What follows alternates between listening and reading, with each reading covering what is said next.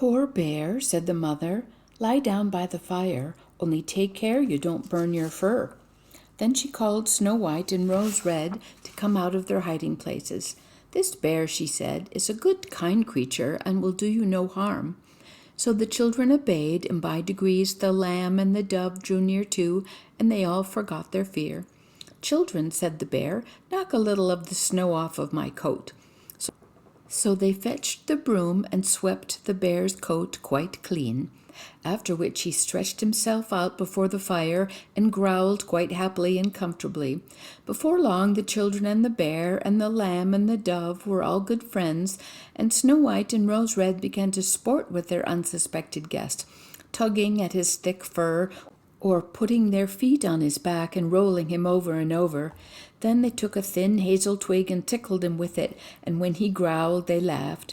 The bear submitted to everything with the best possible good nature, only when they went a little too far he cried, "Children, children, leave me an inch of my life."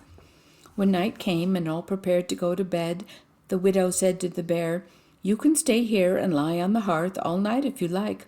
It will shelter you from the cold and snow." The bear accepted the offer gratefully, but as soon as the day dawned, the two children let him out and he trotted over the snow back into the woods.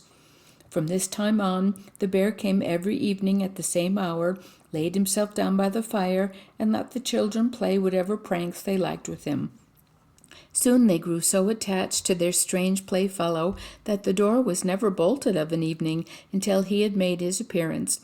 But when spring came and everything outside was green and bright, the bear said one morning to Snow White, "I must leave you now, and I will not be able to return all summer." "Where are you going, dear bear?" asked Snow White. "I must go to the woods," answered the bear, "to protect my treasure from the bad dwarfs. In the winter, when the ground is frozen hard, they are obliged to stay shut up and underground, and cannot work their way out. But now that the sun has thawed the earth, they find their way up to the surface and are ever on the watch for what they can steal, and whatever touches their hands or reaches their caves rarely, if ever, sees daylight again." Snow White was very sorrowful when she took leave of the good-natured beast and unbolted the door that he might depart.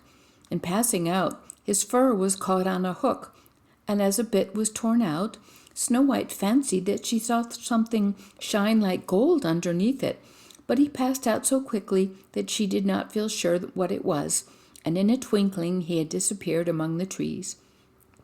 A short time after this, the mother sent her children out into the woods to gather sticks.